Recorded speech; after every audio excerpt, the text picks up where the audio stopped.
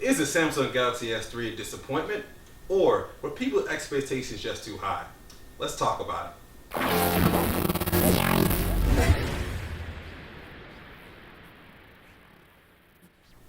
BWOne here from BWOne.com, and it's just been about 48 hours or so since the announcement of the Samsung Galaxy S3. If you don't know anything about it, one, you must have been living under a rock to not have known about it. Definitely check out our main website at BWOne.com. We have plenty of information about it, postings up about it. We also have videos on it here, a little bit of hands-on time with it, and a little bit of a spec video kind of comparing it next to the HTC One X. Definitely check out our YouTube channel here by going to our main channel. It's in our playlist right there, right below this video, and right below this video if you look on the channel, and also available at BWOne.com and that main website. So definitely check the link in the descriptions for that information there. But what I really want to discuss here mainly is sort of a fallout from it, and where there's a lot of people out there that are actually kind of disappointed by the Galaxy S3's announcement. They weren't really wowed. They were kind of expecting to be wowed because it's sort of the overwhelming expectations of this phone that far exceeded or didn't really make any sense. A lot of it, 1080p resolution screen, 16 megapixel camera,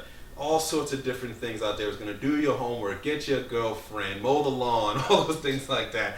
Kind of get the idea there. And I think I was talking with someone else about this, and I kind of said there's so much high expectation out there that no matter what they kind of announce, unless it's really, really truthfully something that's just revolutionary, going to blow people out of the water with it, people were going to be kind of disappointed with it. There was going to be a lot of disappointment about it, and there's a lot of people that are, and they kind of feel that Samsung didn't really step the bar up or anything like that. But I think there's something people aren't quite looking at for that here. Now, hardware-wise, it kind of did go par for the course. Where, using a golf analogy there, that with a quad-core processor, 4.8-inch screen, 720p resolution screen on it, 8 megapixel camera, 1080p video recording, zero shutter lag on it, all those type of things like that.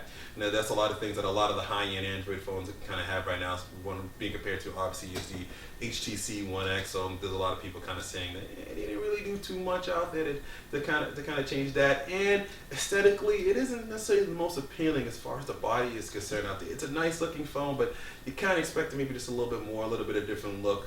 You kind of saw, like, I really liked the look of the Galaxy S2, the original. A lot of the US variants looked good.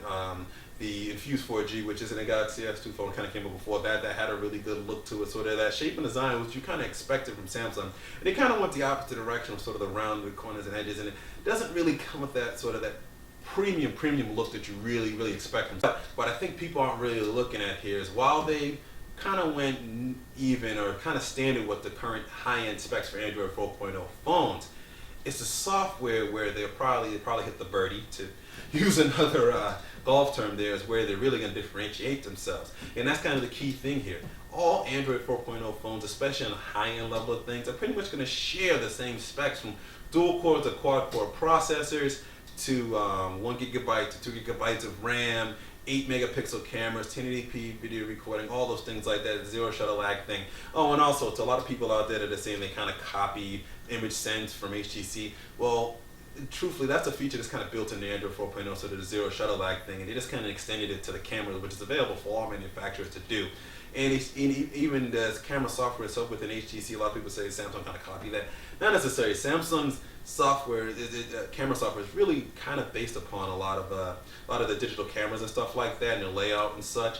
And you can check out my Samsung Galaxy S2 camera to kind of see what the camera looks like and that layout and such. And a lot of that actually kind of what inspired the current layout of HTC kind of camera, currently on there now. They did have a nice layout with the Muse 4G, but this is the nicest layout they have, and I've always bashed them for the camera layout. And it looks very similar to that. So I would say that's a little bit more the other way around. But I digress with that. I'm really trying to say here is that it's going to be the software that's really going to set Samsung apart from every other Android 4.0 high-end manufacturer out there, really, because they're really focusing on the Nature UX, TouchWiz with Nature UX.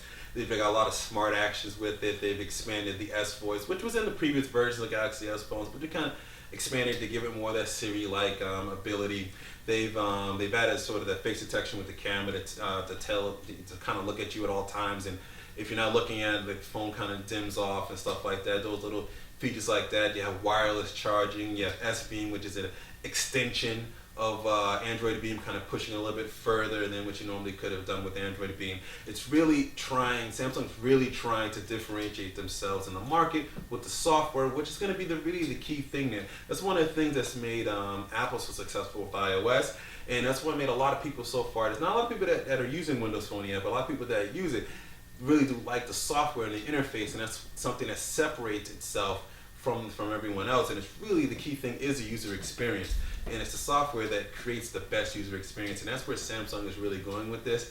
And I think that's where they're gonna win more so than anything else from the rest of the Android 4.0 market out there. So it'll be interesting to see when it finally hits the market, see how it is. Now, as far as here in the US, I will say this: I do expect a sort of a body redesign for the US versions of the phones. Definitely, I think it'll be pretty similar to last time, where everybody kind of has a different look, different style to the phone, to kind of make it more Americanized. And I also think that it's going to kind of step up in the look department. Kind of a cool example of that is the Lumia 710 that we know internationally looks one way, but then you see Lumia 710 on the on T-Mobile, it has just a little bit sleeker, a little bit better look. While it's not a high-end phone, it looks, if you put those two phones next to each other, they look exactly, they're the same phone, and they look similar. The 710 on T-Mobile just looks a little bit better because of the look and design with it. And I'm pretty sure that's what Samsung's going to work with each one of the carriers: T-Mobile, Verizon, AT&T, Sprint as well too. And I'm pretty sure Rogers and Bell in Canada, they're going to work with them to really create a nice hardware design with it to kind of step up a little bit, because that's one thing I am disappointed with as well, is sort of the hardware body on the outside of it, and I'm pretty sure that's going to change out there. But the whole point of this video is kind of to get your thoughts and opinions on this as well too, and I really do think it's going to be a software that really separates Samsung from the rest of the pack. So this is BWOne here from BWOne.com, reminding you to subscribe to our YouTube page, follow us on Twitter, become a fan of our Facebook fan page, check us out on all the social networks: Google+, Empire Avenue, Pinterest, all of that, those links are in the description. Our main website is in the description as well, like I've always say. And always remember to live your tech world in high definition.